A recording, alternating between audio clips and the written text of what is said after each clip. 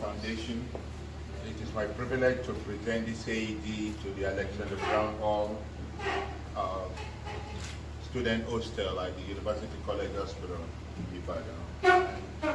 I hope you will put this to good use. I hope you never need it, but in case you do, it's available, and because this is one of the things that Foundation has done, distributing AEDs mostly in the United States. But we've given a bunch to University of Lagos at Root as well, and several other parts in Africa. Like Professor Migbodu said, our hope is that this is the first of others that will go around the campus, because this is something we know is not a respecter of anyone, and I think it's just nice to have. It's like having a fire extinguisher. You hope and pray that your house never burns, but it's nice if you have one. You can ameliorate the problem. And on behalf of the George Generation Foundation, please accept this. Mr. Vote, Mr. Chair.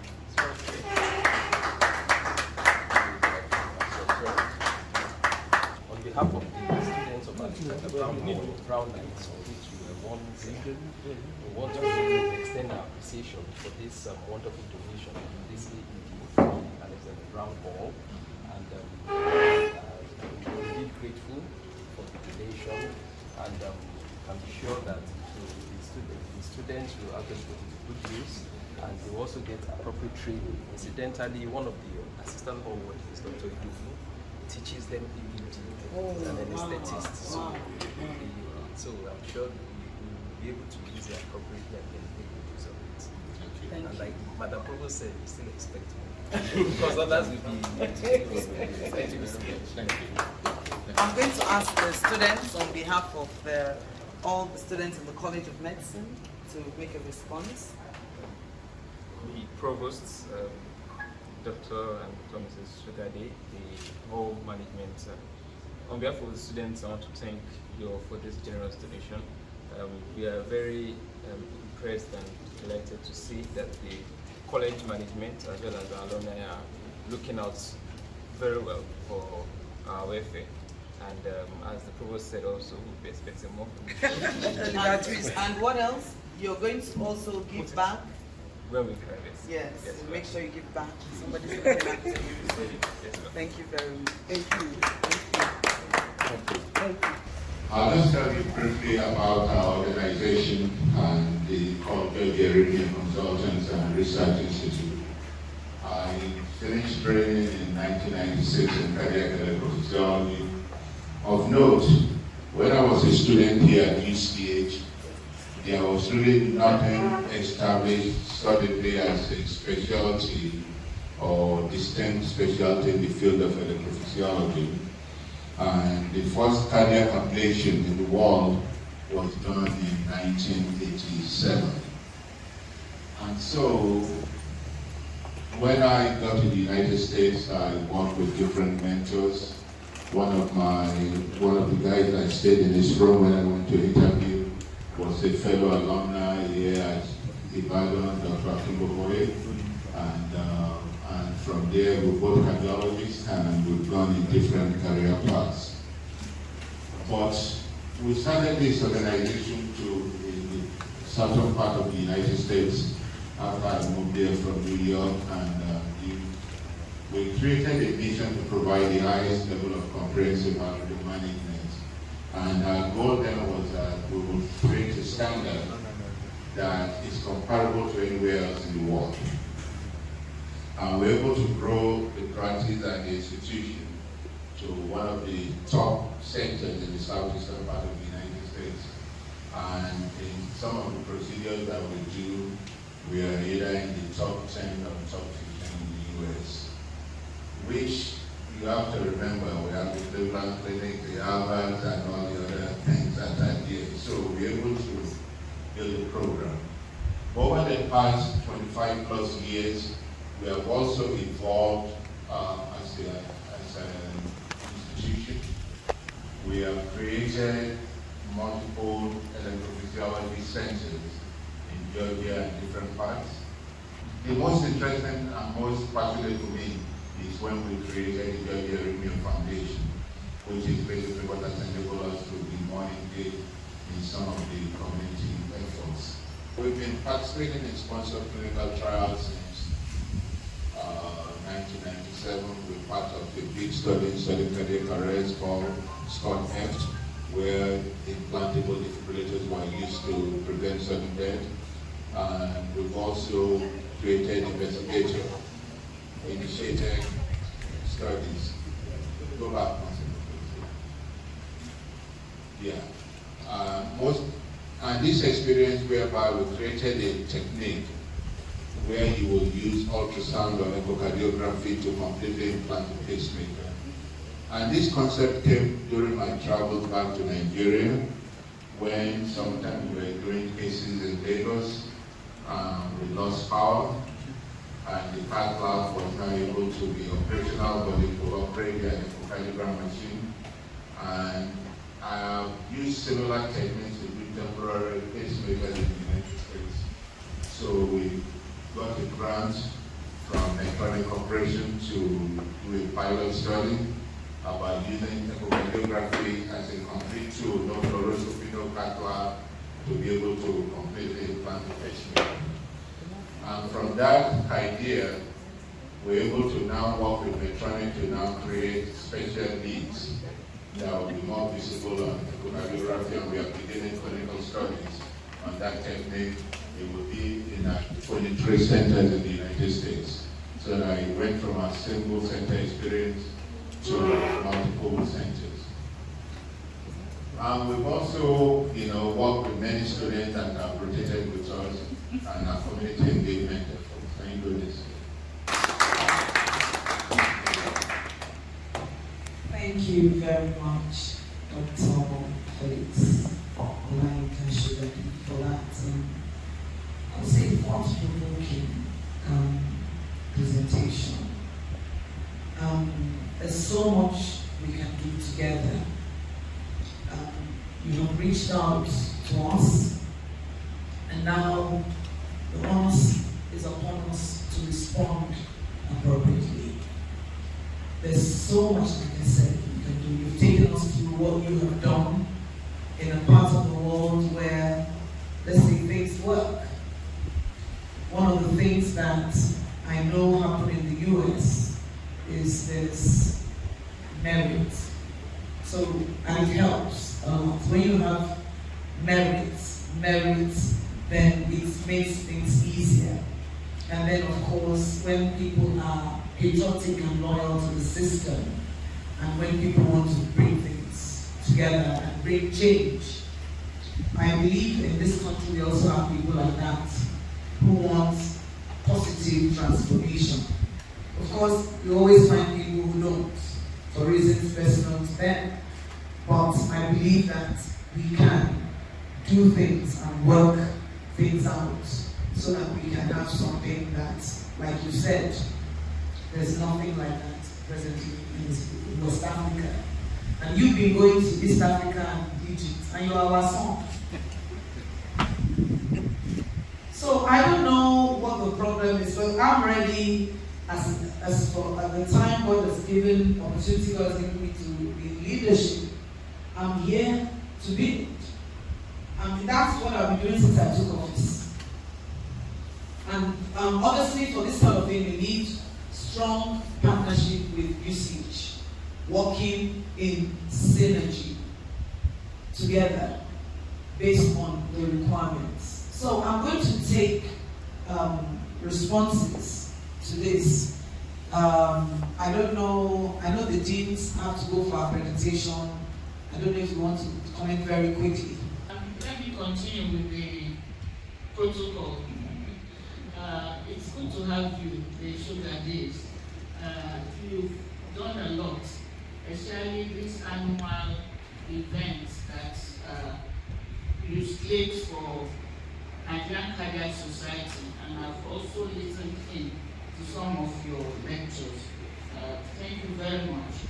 And you've exposed trainees actually to various fields of cardiology by organizing that program.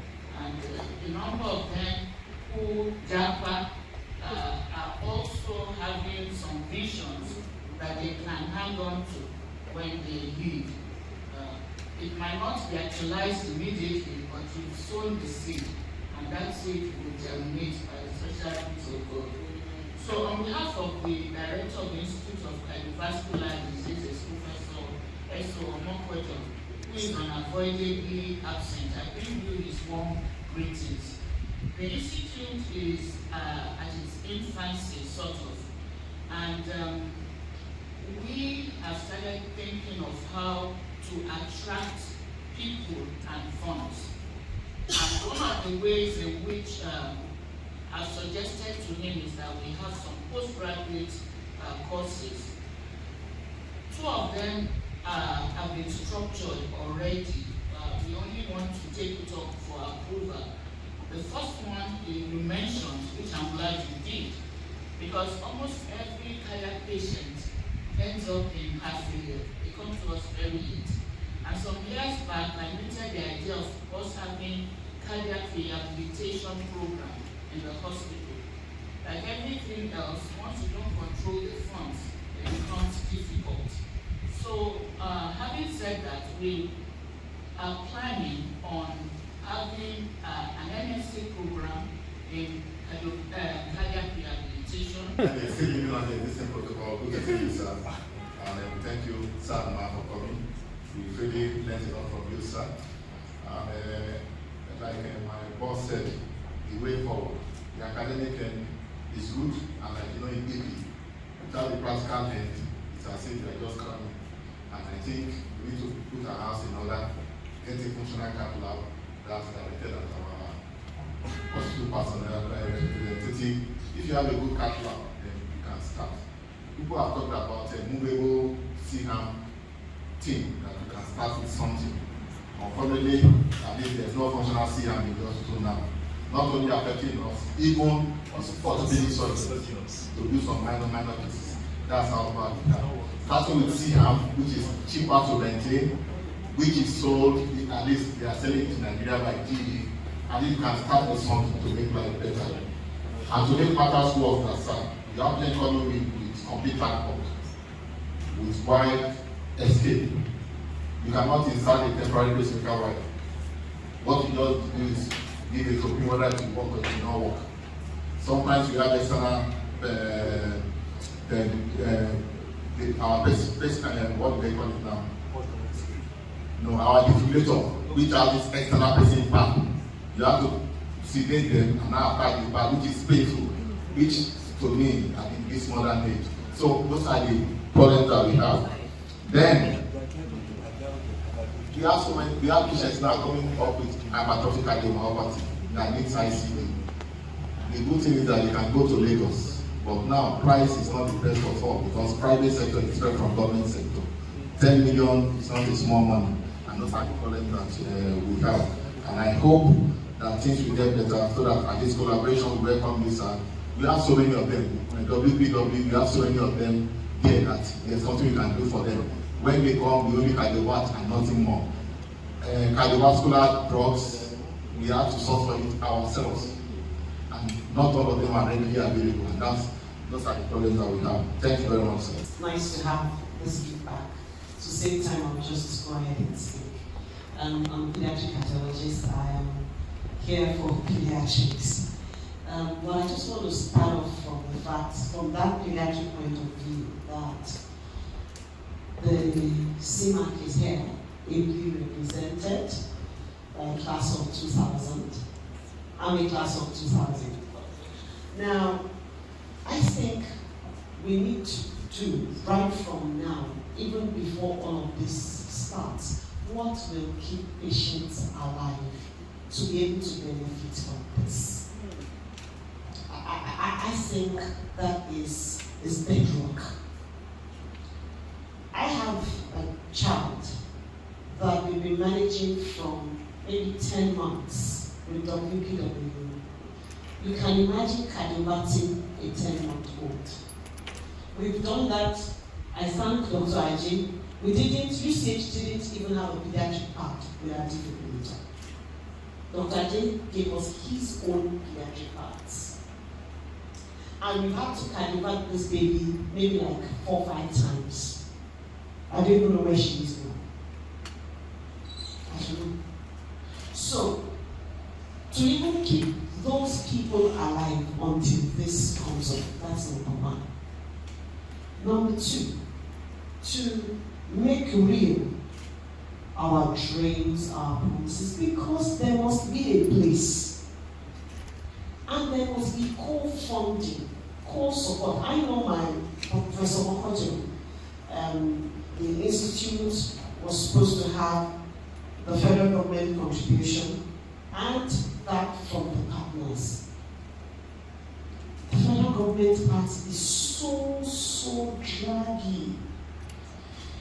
We need that support. UCH is a voice. And let me stop that one there. So sir, what's the pediatric part of all of this?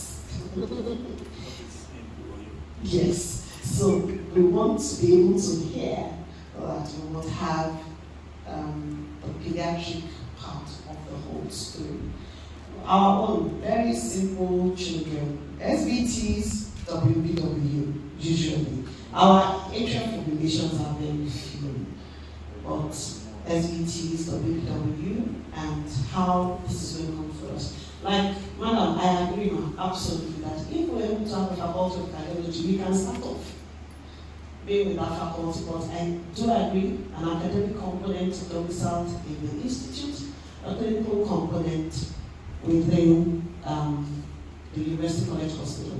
I think that will be the win-win situation, but UCH has to make it happen. Provost, Deputy Provost, Dr. Shogade, Dr. Mrs. Shogade, all protocols duly observed. Thank you so much for giving back, and for giving back sacrificially. My role as the chair of the Internationalization and External Relations Committee comes at the very end. I'll be happy to work with your team in facilitating an MOU. I think that a lot of discussion has to come up regarding the different people who are experts. A lot has been said about introducing electrophysiology into an academic program, into the clinical program, as well as research. So getting all of that together requires the experts to talk and talk and talk and agree. And once you get to the point of agreement, we'll be happy to work with you and the legal team on an MOU. Thank you very much for this sacrifice, because I know it is a sacrifice, giving back to your institution. Thank you for remembering to be the one person to come back to say thank you. Well, thank you very much for having us. I'm grateful that my roommate is here. We're grateful to God that we can, come and do like a needs assessment. I'm an OBGYN. And thank God I've been one of the 4 people chosen in my class of 1990 to talk on Friday about what I do. I've been with Professor Lato most of the week. I'm a minimally invasive robotic gynecologic surgeon. And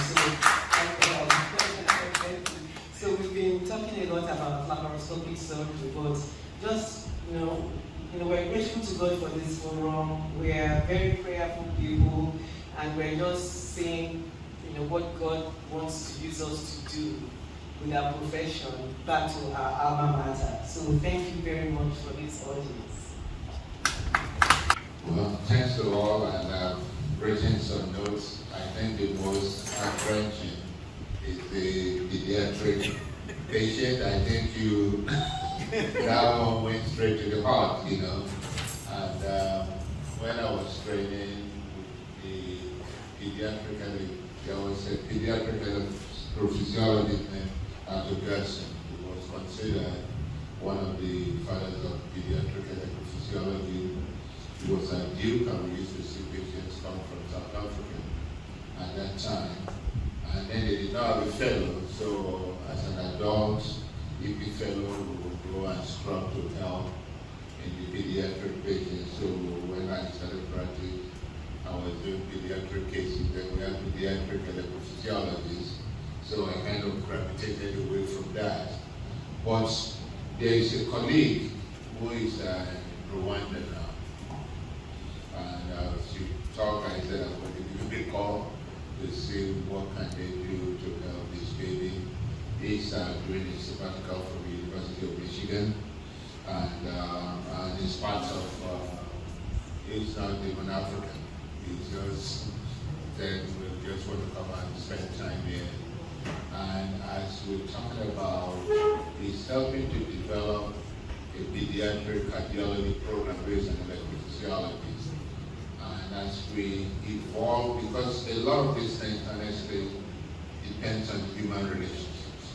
It's almost like, I call this colleague, we have people at UC.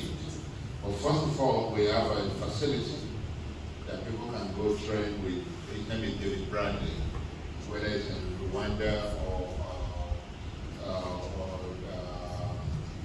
Greenland is her name, she's in South Africa. And so that people can interact and then they find out, because we need regional collaboration. And then we now say, okay, if pediatric electrophysiologists are coming from the US, they have a forum to more systematically help. So that whether they're working with you or some other people who start recognizing some of these cases. And with COVID, the world has become so small that we can very collaborate.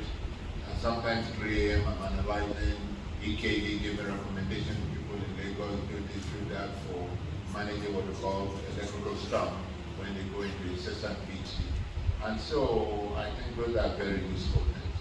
But a lot of the comments that were made today, I have taken notice of it, and I think what I would like to do is that once you identify maybe some key members, and then we'll put our team together, and I think some of the discussions, especially with the internationalization team, is to maybe set up some discussions.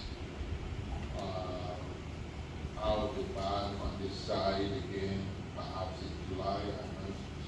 There's so many things that we have to do, but at least if we have discussions going on online, and then we have forum, and then we can start looking at if there's an MOU and we get equipment. One of the things that is very important to the team that we're discussing in the US is because I need a lot of emphasis on how to sustain this program. How we're going to sustain it, and then 2, how we're going to regularly monitor what we are doing. From the outset, we have to gather the data on what we're doing, how we're managing, what impact are we having, because analyzing that data is going to be critical in being able to market ourselves to corporations, international organizations to really give that, because I guess the data is the life of anything we do in life now, and that's what I think that's really important. Thank you. Thank you very, very much. We're so grateful. We're rounding up before the exception college moves to go to thanks. I just want to say that that's what myself and Deputy Provost were talking about. We need a very vibrant team that will drive this program. I know we already have the CMAC is, they're bogged down with a lot of administration. We also have the Professor Mokobian, also the director. But I think we will discuss among ourselves and constitute a committee. Now I'm not there, I'm just, But we need, even though we have our leaders, we need somebody that a chair and a secretary that will drive this, and of course the internationalization committee must be well represented. So we'll need to put together something very soon. We'll talk amongst ourselves and come up with a team. And maybe we'll have a quick meeting, maybe afterwards, I don't know, to discuss that. But we need to let them know. And I think that is very, very, very important that we have. Because the truth is, I've discovered in my life journey, 1 or 2 people can do a lot. Or if you have one person that's a very good leader and team player that can buy and, bring people out, mentor people to run with a vision, then the ripple effect is unbelievable. Unbelievable. Once so but leadership, team play, for people to buy into that vision and run with it sacrificially, I think is so important in pioneering work. Because basically this is a pioneer work, and pioneers must not give up. You have to fight. I mean, the little things God has helped me to do, I remember as fighting, not physical fighting, but going to places, sitting there, insisting, driving people. I've even had times to kneel down and beg for certain things. True, because I'm looking ahead at what is there. And it's not something you're going to give up. It's fight to finish. Because this program is needed. Needed in all ramifications. Needed for the patients who are dying every day. Needed for our institutions. Needed in service delivery, for research. It's needed for teaching. It's something it's an indispensable need that we have brought to our feet. So I don't want it to be talk, and nothing happens. I really want us to put together a committee, and maybe when it comes back on Friday, we can present that committee, because I want us to run with this vision. And I'm really, really grateful once again. On behalf of the silver and gold, we have not. But like I mentioned, you are one of our platinum donors to the college student hostel, and we're looking forward to your class. 6 people did 50 million. 6 from class of 1986. They were waiting, their class didn't, they just went ahead, 6 of them in the Macron area, cardiologists, came together and they said, we're going to do this. Oh no, I was so blessed. We didn't reach them. The first person that came to me was Moran. And they, that's how they gathered themselves, and they all led themselves. 6 men, alumni of this great first and best College of Medicine. Can you imagine if other people are doing just a fraction of that? Where would we at this time? So I'm so grateful. Yes, so don't worry, we'll get to yours. So it's called CoMUI, yes. The Provost has done quite a lot with regards to the complaint. So on behalf of the Provost, Deputy Provost, and the entire College of Medicine, we really want to say thank you very much for that big sacrifice. 50 million at the first instance, then your donation to our student hostel, and of course this effort, this collaborative effort. We really thank you. So we say thank you very much. We look forward to receiving more from you. Thank you very much. So we wish you safe journey.